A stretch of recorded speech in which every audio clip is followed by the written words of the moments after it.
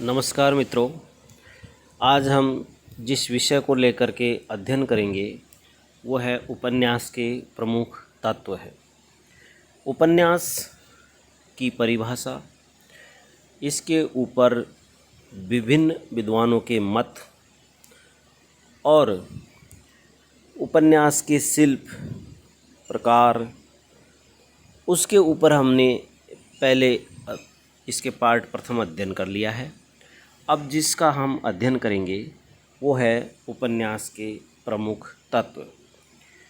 हिंदी उपन्यासों में जो प्रमुख तत्व विद्वानों ने स्वीकार किए हैं उनमें से प्रथम है कथानक, दूसरा पात्र एवं चरित्र चित्रण, तीसरा है कथोपकथन, इसको हम संवाद योजना भी कहते हैं, जिसमें पात्र एक दूसरे से संवाद करते हैं, और अगला है देश काल एवं वातावरण। इससे अगला बिंदु है प्रकृति चित्रण, और प्रमुख एक तत्व और है वो है विचार दर्शन। इसके अलावा औपन्यासिक प्रवृत्ति और भाषा शैली, और अंतिम जो इसका तत्व है वो है उद्देश्य।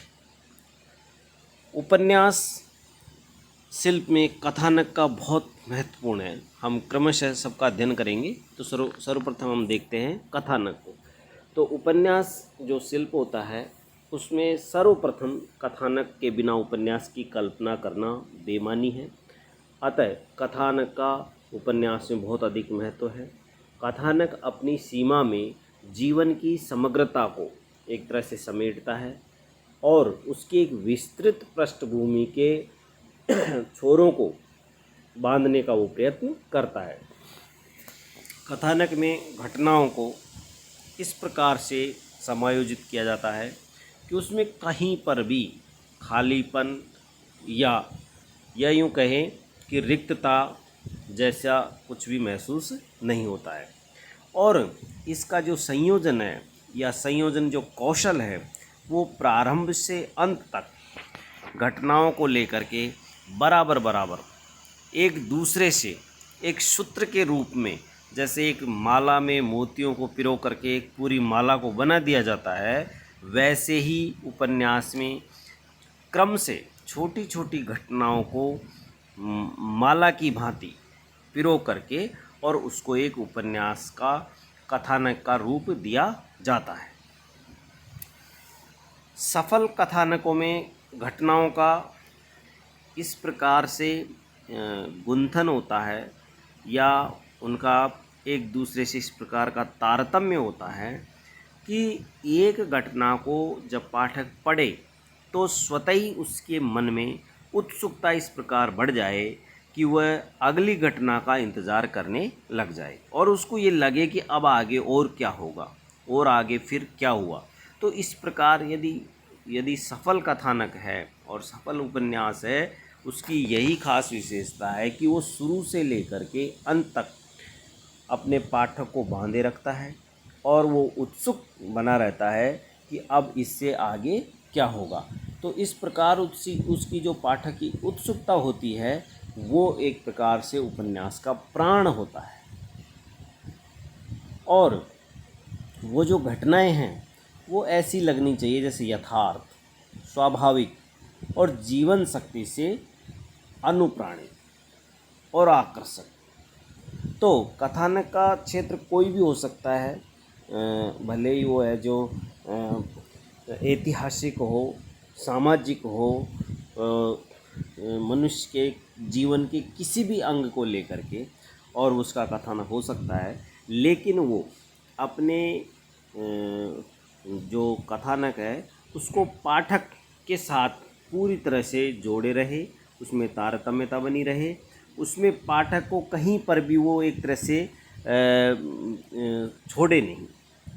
तो कथानक का पात्र के लिए ये सबसे अनिवार्य विषय होता है कि वो अपने पाठक को अपने साथ लेकर के और उस कहानी के साथ आगे चलता रहे।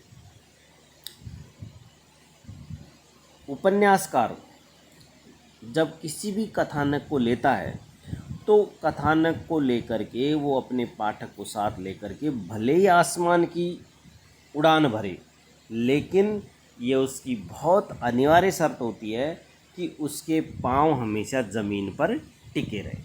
कहने का अर्थ ये हुआ कि उपन्यासकार जब अपने उपन्यास को लिखता है तो उसमें यथार्थ, सत्यता, हकीकत ये इतना होना चाहिए कि पाठक उससे बराबर जुड़ा रहे और वो कहीं ऐसी उड़ान नहीं भरे कि उसके पांव ज़मीन पर टिके ही नहीं, तो फिर वहाँ पर पाठक है जो उपन्यासकार का साथ छोड़ देगा। इसके अलावा कथानक की जो एक प्रमुख विशेषता है वो ये है कि कथानक में सहजता होनी चाहिए, रोचकता होनी चाहिए, स्वाभाविकता होनी चाहिए और यथार्थता तो उसमें अनिवार्य तत्व है।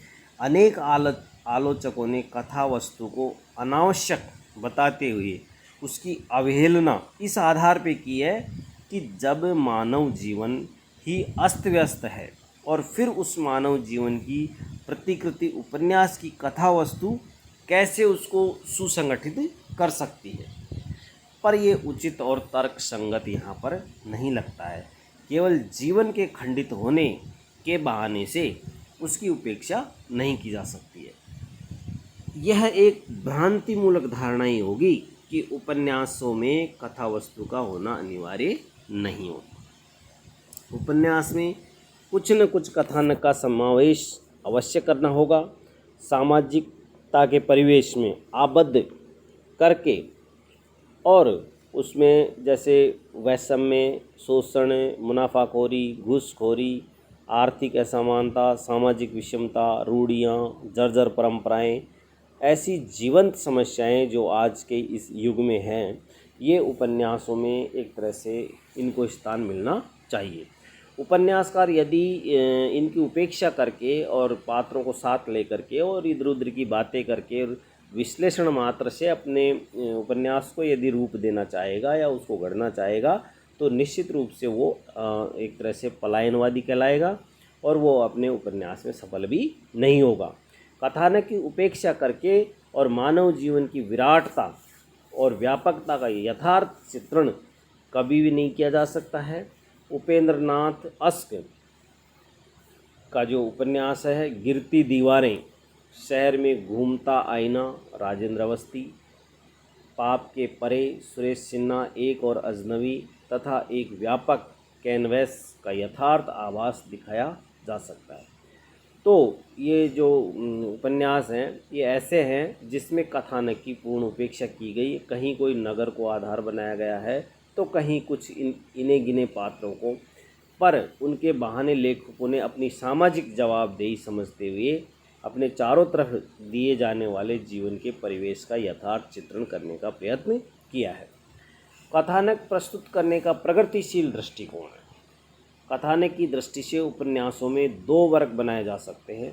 शिथिल कथानक वाले उपन्यास जैसे जैनेंद्र कुमार का परख है, तथा अन्य सभी उपन्यास जिसमें कथानक की नितांत उपेक्षा की गई, केवल चरित्रों को प्रमुखता दे करके संकुचित सीमाओं में व्यक्तियों का पोस्टमार्टम किया गया और उपन्यासों के समाधान के रूप में एक प्रकार से जहर की रिपोर्ट प्रकाशित की गई। दूसरा वर्ग सुसंगठित कथानक वाले उपन्यासों का है जिसमें प्रेमचंद का गोदान, वृंदावन लाल वर्मा का झांसी की रानी, यशपाल का झूठा सच, मोहन राकेश का अंधेरे बंद कमरे आदि, जिसमें कथानक बड़ी कुशलता से सुसंगठित किया गया, पात्रों को महत्व दिया गया। और एक तीसरा वर्ग उन उपन्यासों का बनाया जा सकता है जिसमें कथानक की न्यूनता तो होती है परंतु औपन्यासिक कौशलता से जीवन का विराट रूप और ज्वलंत समस्याएं यथार्थ रूप से अभिव्यक्त की जाती हैं। उपन्यास का जो दूसरा प्रमुख तत्व है वो है चरित्र चित्रण। इसको पात्र योजना भी हम कहते हैं। कथानक की भांति ही पात्रों का भी उपन्यास में अत्यंत महत्वपूर्ण स्थान होता है। पात्र दो प्रकार के होते हैं, प्रधान पात्र और गौण पात्र। प्रधान पात्रों के अंतर्गत नायक नायिका और सहनायक सहनायिका को रखा जाता है। इनका जो कथानक है या इनका कथानक से मुख्य रूप से प्रत्यक्ष संबंध होता है। कथानक के सारे सूत्र उनके हाथ में होते हैं और उपन्यासों में कोई नायक और जो नायिका होती हैं वो अपने कथानक को गति प्रदान करने वाले होते हैं। जैसे चरित्र प्रधान उपन्यासों की जो पात्र योजना है उसमें पात्र योजना जिस प्रकार की होती है उसके पात्र भी उसी प्रकार के होते हैं। जब पात्र पाठकों की यथार्थ कल्पना से दूर अलौकिक और यथार्थ बन जाते हैं तभी उनकी विश्व सत्ता भी संदिग्ध बन जाती है। प्राय उच्च कोटि के उपन्यासकार ऐसे ही पात्रों को चुनते हैं जिनके माध्यम से वे समाज के सन्मुख कोई अनुकरणीय उदाहरण प्रस्तुत करते हैं और उस उदाहरण के माध्यम से उनकी आँखों को खोलने का प्रयास करते हैं। स्वाभाविकता चरित्र चित्रण का अनिवार्य अंग होता है। मानव न देवता होता है न असुर, वह तो बस इन दोनों प्रवृत्तियों के परस्पर सामंजस्य से मानव होता है। मानव जीवन की जटिलताएं एवं विषमताएं, असफलताएं एवं अतृप्ति तथा निराशा आदि ही मानव में प्राण प्रतिष्ठा करती है। दरअसल पात्र जो योजना होती है उपन्यास में उसमें एक नायक और नायिका, सहनायक सहनायिका, इसके अलावा इसमें कुछ खलनायक भी होते हैं।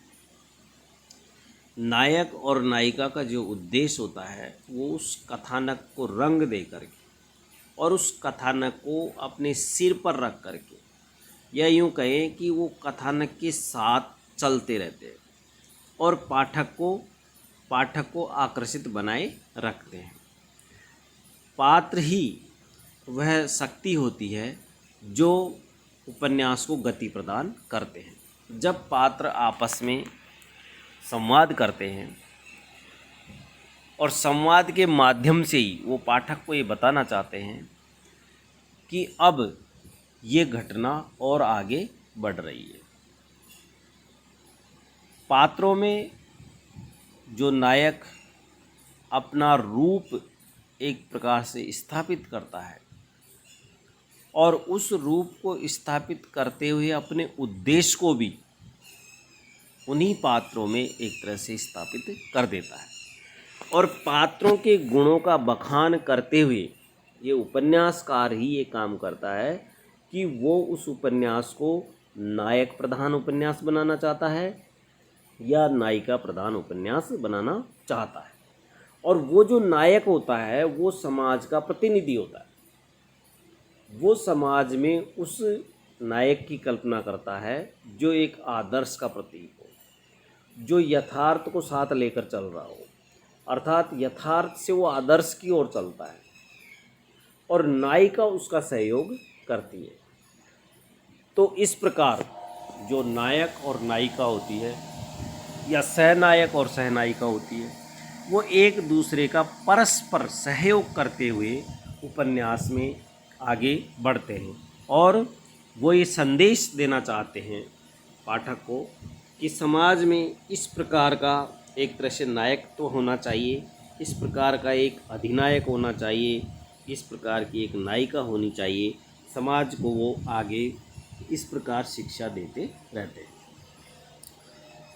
अब देखना हमको ये है कि उपन्यासकार का ध्यान अपने पात्रों का चरित्र चित्रण करते समय इन्हीं तथ्यों की ओर रहता है जिन्हें वह यथार्थ एवं मनोवैज्ञानिक संदर्भों में अत्यंत सूक्ष्मता एवं कलात्मकता से स्पष्ट करता है।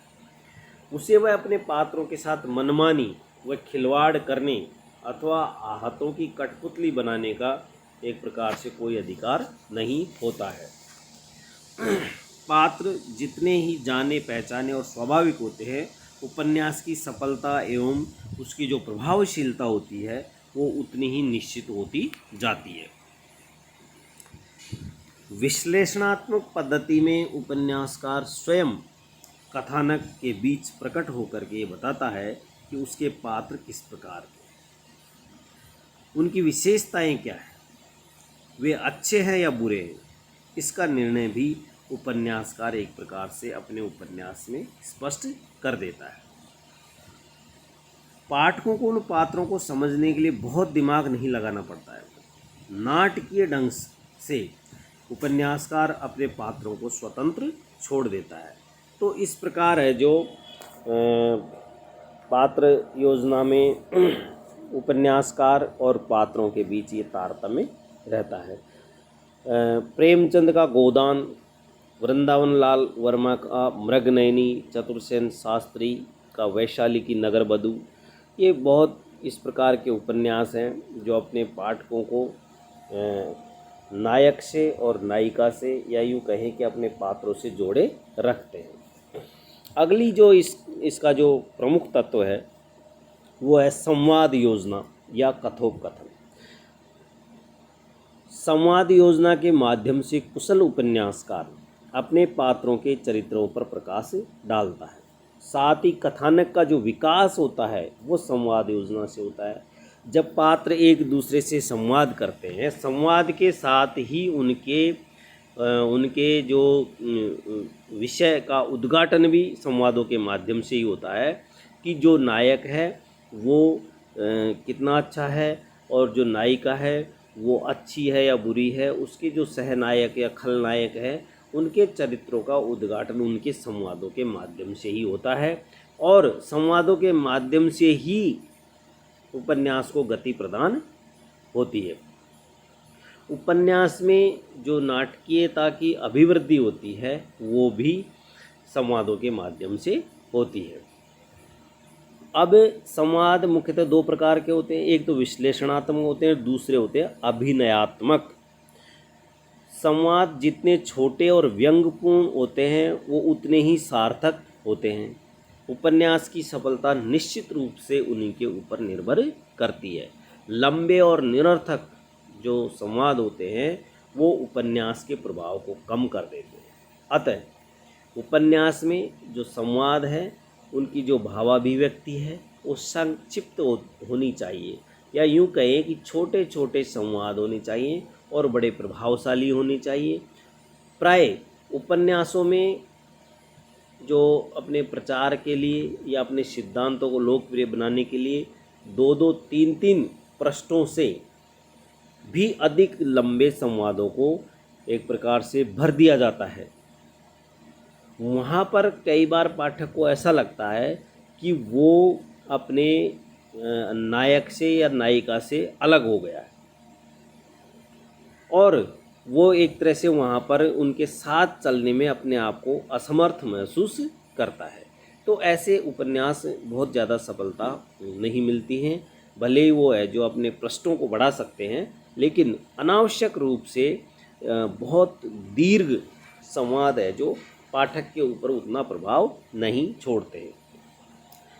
तो इस प्रकार से संवाद प्रभावशाली होने चाहिए, आकर्षक होने चाहिए, छोटे होने चाहिए, सरल भाषा में होने चाहिए और पात्रों के मत को या पात्रों के कथनों को स्पष्ट करने में सक्षम होने चाहिए।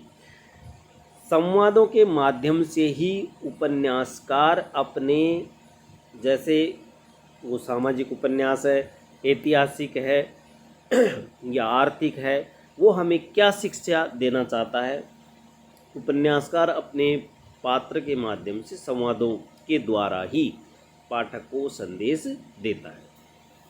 अगला बिंदु है देश काल और वातावरण। उपन्यास जब भी लिखा जाता है तो उसका देश काल और वातावरण निश्चित रूप से उपन्यासकार अपने अनुरूप बनाता है।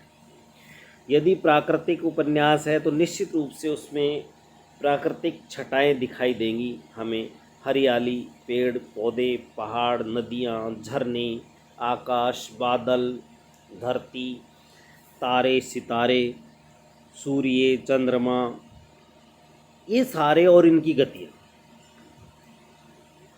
पेड़ पौधे, फलदार, छायादार, तो ये सारे उस उपन्यास के ऊपर निर्भर करता है। और यदि उपन्यास ऐतिहासिक है और उनके दृश्य महलों के हैं, तो फिर वहाँ पर वो महल, वो सैनिक, वो सारे उसमें दिखाई देंगे।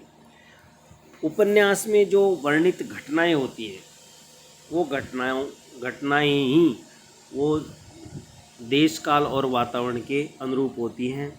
जिस प्रकार जब उपन्यासकार अपने उपन्यास को लिखता है, तो वो पाठक को लेकर के और उस वातावरण में जाता है जिस वातावरण को वो हमें दिखाना चाहता है। पाठक उपन्यासकार के साथ साथ उसके पूरे उपन्यास में घूमता है, तो उपन्यासकार अपने पाठक को वो दृष्टि प्रदान करता है जिसके माध्यम से वो अपनी बात को वहाँ पर रखना चाहता है। तो हिंदी में देश काल एवं वातावरण के प्रति सजगता पहली बार प्रेमचंद के उपन्यासों में दिखाई देती है। इसके पश्चात वृंदावन लाल वर्मा, उपेंद्र नाथ अश्क, राघे राघव, राजेंद्र यादव, मोहन राकेश, राजेंद्र अवस्थी, फणीश्वर नाथ रेणु, नागार्जुन आदि ऐसे सफल उपन्यासकार हुए हैं। उन्होंने अपने उपन्यासों के अनुरूप देश काल और वातावरणों को प्रस्तुत करने में पूरी सफलता मिली है।